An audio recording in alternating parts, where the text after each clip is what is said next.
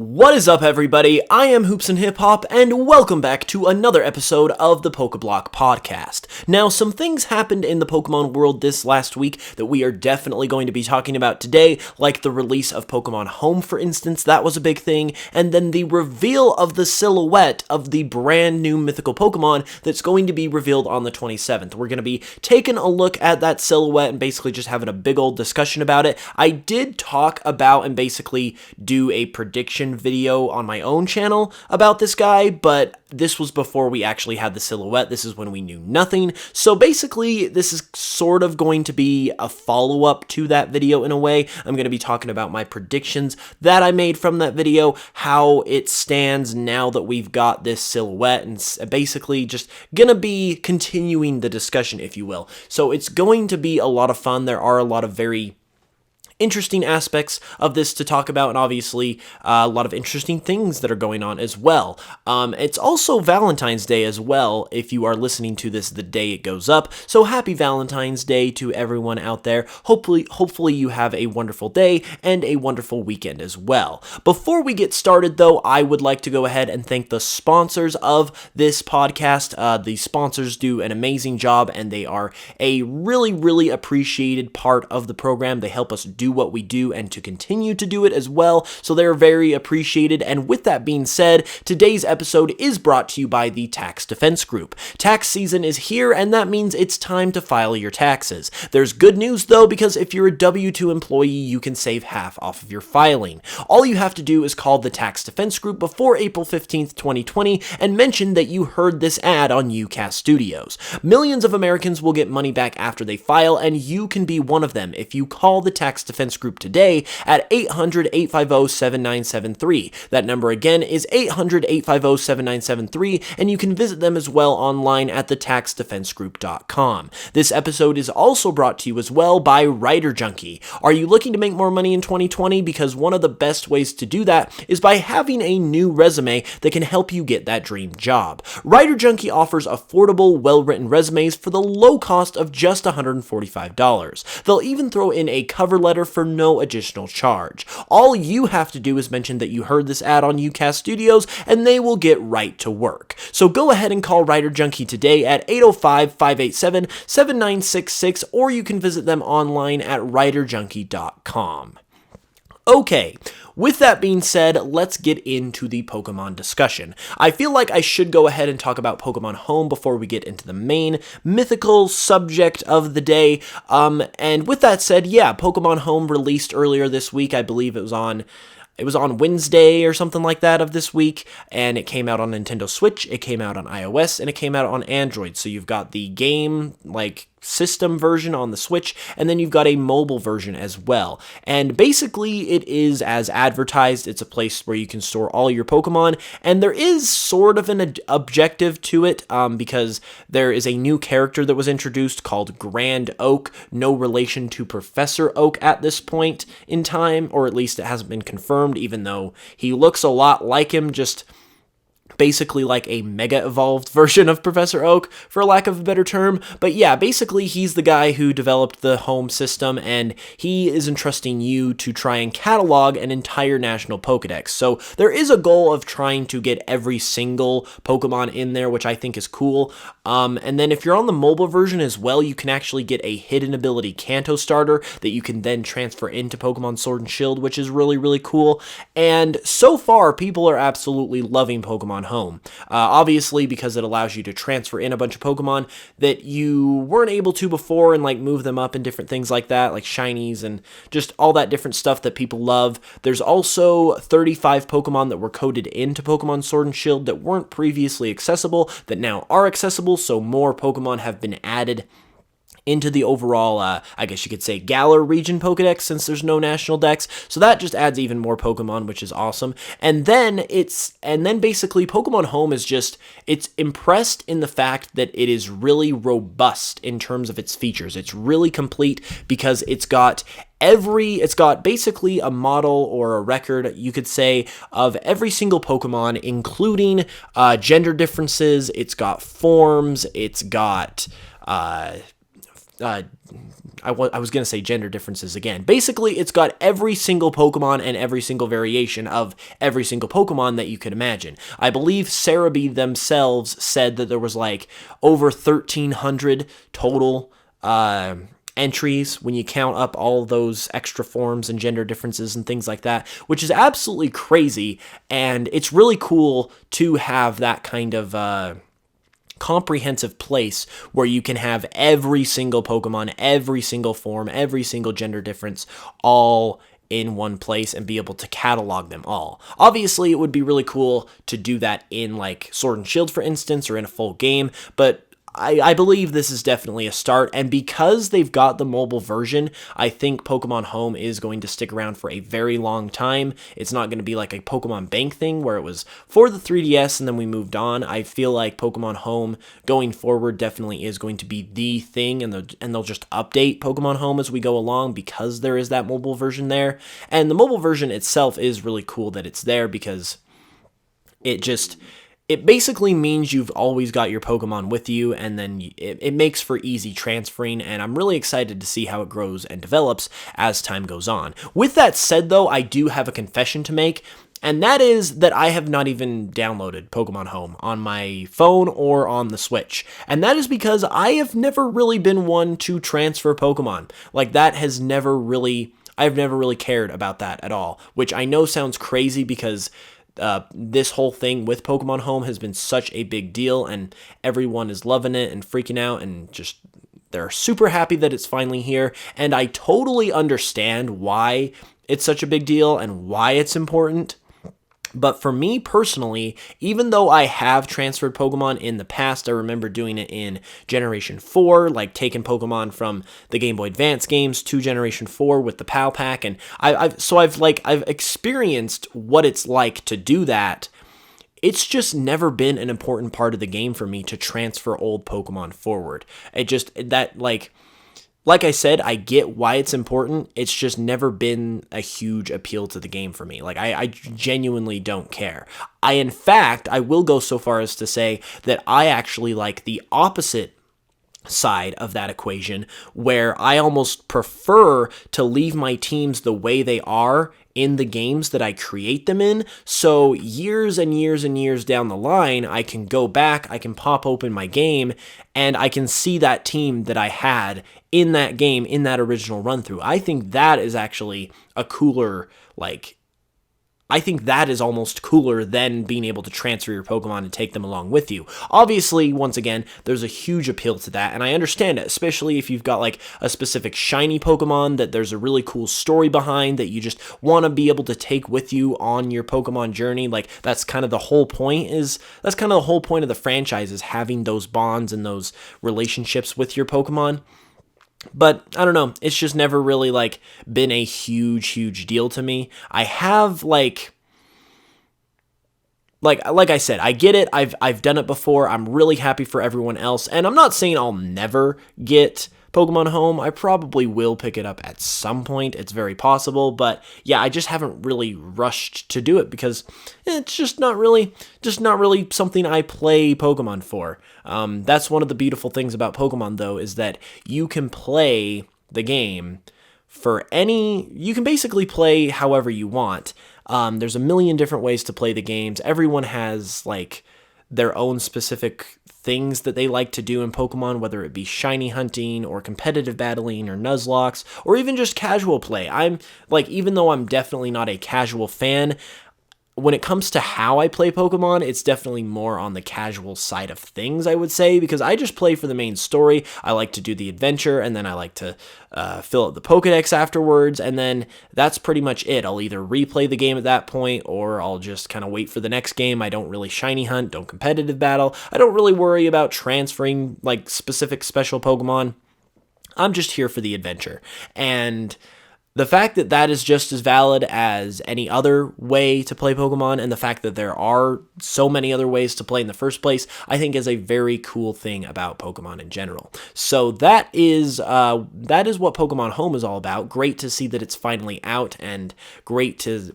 the other thing about Home, before we move on really quick, is that I really do enjoy how it's brought such a wave of positivity back. Obviously, we've been a long time removed from the whole National Dex situation, and things have slowly gotten better as the games came out. Everyone got to enjoy them. We got the announcement of the expansion that's bringing a ton of awesome stuff. It's also bringing back more Pokemon, and now now with Pokemon Home being out, I should say, it's kind of just further added to getting back to normal, I guess you could say, with the Pokemon fan base and just being excited about things that are coming out in Pokemon and things that Pokemon is doing instead of criticizing every little thing to the point where it doesn't even matter because you're just being annoying. Like that's where it got to, and we're finally moving away from that.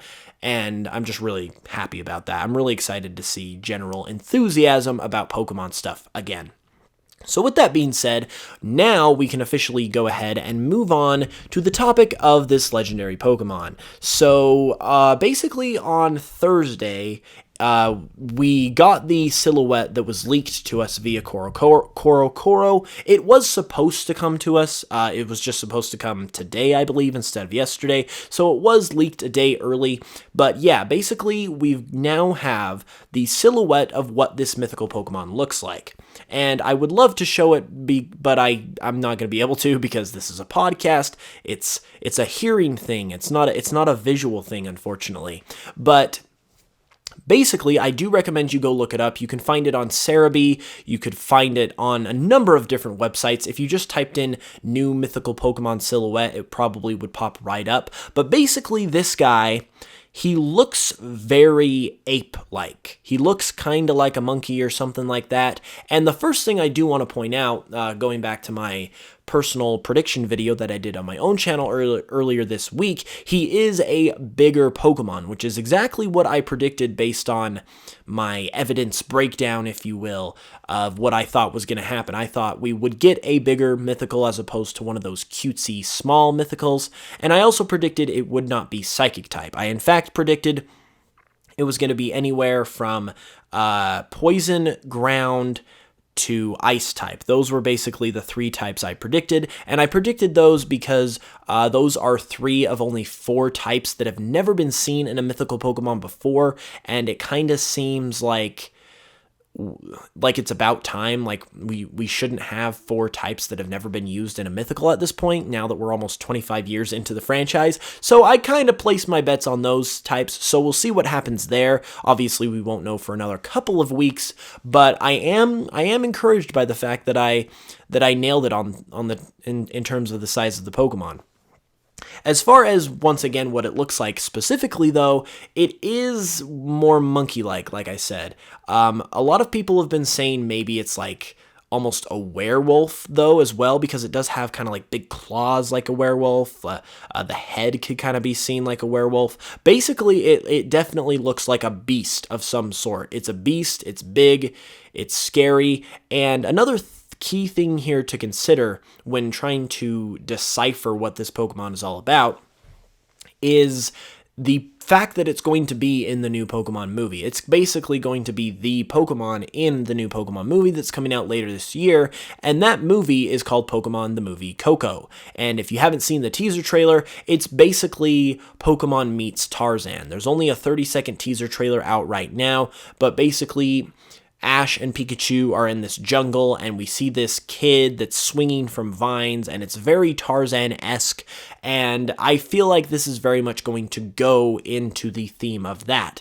And just based on the silhouette alone, it definitely looks like that is the case, and that's kind of why people are thinking monkey, because you got the whole jungle vibe going on. As far as like the role it could play in the movie, some people are saying like it could further go along with that Tarzan theme to where maybe this Pokemon like raised this kid like from a baby essentially, and so they have a really close tie to one another. I could certainly see that. It would be kind of funny if it was like that close to Tarzan in terms of like an inspiration. Like that would honestly be kind of weird and kind of funny at the same time, but it's very possible based on what we've seen. And yeah, I'm just really, really ready to see what this Pokemon is all about. The fact, I mentioned it in my prediction video, but usually when we get an announcement like this in terms of a new Pokemon or a new trailer or a Pokemon like Direct of any kind, we usually get the announcement of it coming like a day or two beforehand. Like they usually announce that they're doing it, they're going to reveal something like right before they actually do. So the fact that they announced that we were going to get a mythical Pokemon, it was basically at the beginning of February or very late January that they announced this. So basically we've had a whole month to just sit here and wait and speculate about what is going to happen with this mythical Pokemon. And now we have the silhouette basically halfway through that waiting period. And it almost makes it even worse because now we've got like a little bit of inkling of what it is. Like we can see the shape of its body and everything. And now we have to wait another 2 weeks on top of that with that knowledge to actually see what it is. And that's honestly, like, I don't know, like if you follow Pokemon very closely, that is definitely a bit excruciating because it's very, very exciting. New Pokemon are like getting to see new Pokemon revealed, it's almost like a mini version of Christmas morning if you're a Pokemon fan, because I don't know what it is, but mythical, not mythical, but any new Pokemon, like when they reveal brand new Pokemon, it's just the most fascinating thing. I don't know what it is. I just feel like it's just the fact that we're getting to see new creatures and we're getting to see the Pokemon grow, we're getting to see Pokemon as a franchise, I should say, grow, and we're getting to basically see new frontiers being explored for the Pokemon franchise. Like, I don't know exactly what it is, because obviously there's a lot of long-running franchises out there in terms of video games that have been going for just as long as Pokemon has, if not longer. But something about the appeal of getting the reveal of a brand new Pokemon is just, for me at least, it's so awesome. It's just like, that's the only thing I can really compare it to, is like a very mini version of Christmas morning in terms of that excitement, that wonder, that surprise. It's like you're opening up a brand new gift, and like you never ever get tired of seeing brand new Pokemon revealed. It's just the most fun thing ever, and I love it. I really do. So I'm really excited about this Mythical, and just the interesting way they're going about it and making us wait basically a whole month before we get to see it it's very, like I said, excruciating, but in a really good way, in a really fun way.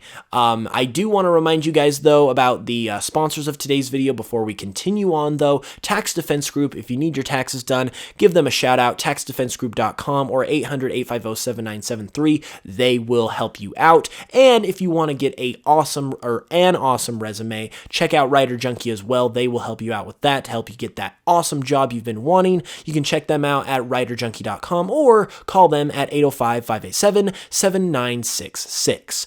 All right, so with that being said, once again, I just really want to know what this Pokemon is, guys. I just really, really am looking forward to it. As far as like how I feel about my predictions, I do definitely feel like they're possible. I could see this Pokemon being ground type. I think poison is just as likely as any type. Like, it's really, really hard to say. Ice type is probably not as likely, and I did say this in my previous video as well, just because of the whole jungle setting. It's got to fit in with that, and so I don't know if ice will happen, but I do feel like either poison or ground aren't out of the possibility, and I won't even say that ice is completely out either, because when you have Pokemon like Solgaleo, for instance, that is the sun Pokemon, but it's not a fire type, Pokemon can basically be any type. Like, really, the line between like what Pokemon look like and like what type they should be based on what they look like, that line has been blurred for like years now at this point, and types definitely do not have to be surface level in terms of like matching up with the Pokemon. So, for instance, this Pokemon could be like a monkey or a werewolf or whatever the heck it is, and it could very easily be like like you would naturally think maybe like a fighting type, because that's kind of the thing that a monkey or a werewolf, a standing wolf would be. But then it could very just as easily be like fire type or something like that. Like it really could be anything. And that's going to be what's really interesting and fun to see. I'm also really, really interested to just see the overall look as well, obviously, because like when you see the silhouette, you do get a pretty good look at the shape of its body, but you obviously can't see any detail, and the detail that we cannot see can change what the perception of the Pokemon is a ton. Right now, I like the look of it overall, but once again, it's hard to really tell what's going on with it. It's hard to see if it's like this monster like type of creature, or if it's more of a monkey, or if something else is going on with it. It's really, you can't see the fine details, so you don't really know. Overall, I really like the design a lot, though. I'm really interested to see, once again, how it relates to the movie and everything. And a thing that people haven't really been talking about, I think because it's been so intrinsically tied to the fact that it is going to appear in the movie, is how it's going to implement itself into Pokemon Sword and Shield. That is going to be really interesting as well, because it's already been confirmed that it is going to be in the games, and so how it makes its way into the games is going to be really interesting. Obviously, we've got the expansions coming, so it'll be interesting to see if it factors into the expansions in any way, or if it's maybe just going to be like an event Pokemon where you get the distribution, you go to the Pokemon and you pick it up, and that's it. I really hope that that's not the case, because that is probably, in my opinion, I think that is the thing that Pokemon has done the absolute worst out of anything else, is their method of distributing mythical and legendary Pokemon. Like, that is no fun at all, especially when you're dealing with a mythical. So I am really hoping that this mythical Pokemon factors in to the expansion in some way, whether it be the first one or the second one. It probably will be actually, now that I say that, I don't know if it would be the first one or the second one, because Pokemon games usually come out, or Pokemon movies, I should say, they usually come out in like July or late June. I'm not sure when this one's coming out, but I think it's around that same time as well. And we know that the first expansion pack is coming out by the end of June. So, depending on when the movie comes out, if it came out before the expansion pass came out, then they could include this mythical Pokemon in the games. But if the movie doesn't come out before the expansion pass comes out, then they probably wait until the second expansion pass to release the Pokemon, because they wouldn't want to release it in the games before the movie came out, since, once again, those two are so closely related. You could always do an update, obviously, like a mystery gift type of situation, which I'm honestly fine with. Like, it doesn't have to be, like, a part of the whole expansion pass, like, entirely. Like, it could be its own thing that they just randomly give us via mystery gift. I just don't want that mystery gift to just be the Pokemon. Like, what they need to do is take a note out of Generation 4's book and give us an actual event. Give us some gameplay with this, to where we can actually have a little, like, number one, to where we can actually catch the Pokemon, because the fact that we get gifted this all-powerful Pokemon instead of even being able to catch it when that is the object of the game itself is just really dumb. And then obviously it robs you of any kind of lore or history behind the Pokemon, which is inherently like what mythical Pokemon are about as well. So it just is a terrible situation when that happens. And so if they decide to go the mystery gift route with this,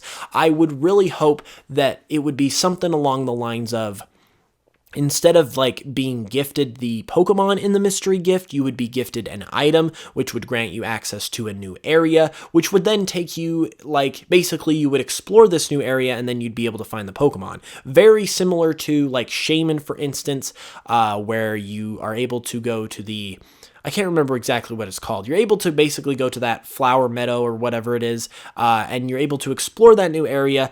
It's a very simple type of side quest. It's nothing long or anything like that, but then you get to go into that area, find Shaman, and battle it and catch it. Same thing goes for Darkrai. You get a little bit of backstory about Darkrai with its event. You get a little bit of story with the way that it can haunt people's dreams, and then you eventually get to go to a new area in Full Moon Island, and you get to find it there and catch it. That is exactly what I want to see with this Pokemon. Maybe we'll be able to go to some jungle area like in the movie, and then find it there and catch it. That would be really, really cool. I really hope that is the case, and frankly, I am somewhat hopeful at least that that is going to happen, just based on the way that they're doing this reveal. Because once again, like I said, usually, well, actually, I haven't mentioned this to this point, but just based on the way that they're doing this reveal, where they're keeping it really secretive and they're making us wait a whole month, that gives me hope that maybe we're going to have a return to form with mythical Pokemon. But the thing that really, really gets me hopeful is the fact that this mythical Pokemon didn't get leaked. Like, usually mythical Pokemon, or at least for the past couple generations, have been within the data of the games from the start, and then the games have been data mined, and we've known about the mythical Pokemon since basically the games are released, and then when they finally get revealed to us, no one is really surprised because we already knew about them. This time around, that did not happen with this mythical Pokemon, because it was not in the data of the games. No one knows about it whatsoever, and so Pokemon, the Pokemon Company, I should say, and Game Freak are completely in control of the reveal of this Pokemon, and so it's genuinely going to be a true surprise when we see it on the 27th, and that is so exciting. I'm so glad that they kind of just took control of the situation and realized what was going on to basically make sure it didn't happen again. And if they did that, if they went to that measure, and that if they went that far to make sure that this Pokemon would not be spoiled, and they fixed their mistake from the past couple generations, I am really hopeful that they will continue that that pattern, I guess you could say, of fixing the treatment and the process of revealing a new mythical Pokemon by also fixing its in-game event as well, to where it's actually an event and you don't just get given the Pokemon. You actually get some gameplay with it, you actually get to catch it, you actually get some backstory with it, and overall it's just a much richer of an experience because there's actually gameplay associated with it, as opposed to just picking it up at the Pokemart. And I think it would also be very symbolic if this were to happen at this time, just because we're about to get Diamond and Pearl remakes within the next year or so, and that's obviously where the mythical and legendary Pokemon events were at their best. So I feel like this would be very, very fitting, and things would kind of just come full circle if that were to happen. So I am really, really, really, really crossing my fingers for it. And in terms of an updated final prediction, before we end off here, I still am going to hold true.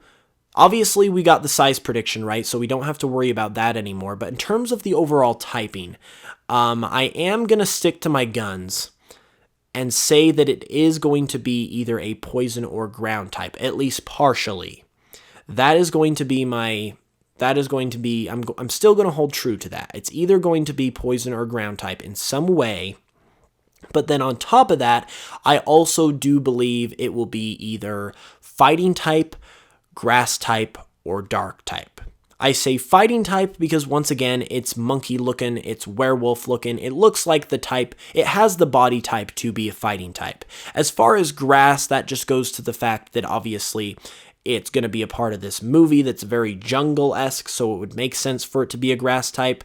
Although if it is a grass type, or if it is a monkey, I should say, then it's probably not going to be a grass type, because you're not going to have, we already have a grass type monkey in Grookey, so you're not going to have another one, so that could actually prevent it from being grass type. But I mean, obviously, given the setting, it's always possible, depending on what it is, because it might not be a monkey. And then you've obviously got the dark type as well, because this thing also looks very menacing. It looks very tough, and it looks like it could be very mean, and so dark type just fits. So I'm thinking any kind of combination between fighting, grass, dark, ground, and poison. Those are the types that I'm thinking for this Pokemon, and if it gets any kind of those combination, I know that's a wide pool of types for a prediction, but I feel like that's reasonable at the same time. My first prediction, obviously is a makeup of the ground or poison types, but then after that, you got those other types as well, and I feel pretty confident about that. I feel like some combination of those 5 types will be what we see when we finally get to see this Pokemon on the 27th. But with that being said, that is going to wrap it up for today's episode. I really appreciate you guys tuning in and listening as always. It just means the world to me. It really supports the channel on my own YouTube channel, and it really supports us here on UCast Studios. So if you enjoyed, be sure to follow wherever you're listening, and if you're on YouTube, be sure to subscribe, give a like, and comment below. Let me know what you think about all this, what your predictions for the Pokemon are. And with that being said, well, also, before I head off, you can also check me out, obviously, my own YouTube channel if you haven't yet. I know many of you come over from my channel and I appreciate it, but if you're new and you want some more Pokemon content, you can always check me out, Hoops and Hip Hop. I do tons of Pokemon content, but with that being said, I am going to head off here. We will obviously have another episode next Friday. As always, it's going to be a great one, and until then, though, I really hope you guys have a great weekend. I hope you have a great Friday, and I hope you have a great Valentine's Day. I love you guys very much. Your support means the world to me. And with that being said, I will see you guys in the next one. And until then, as always, I will smell you guys later.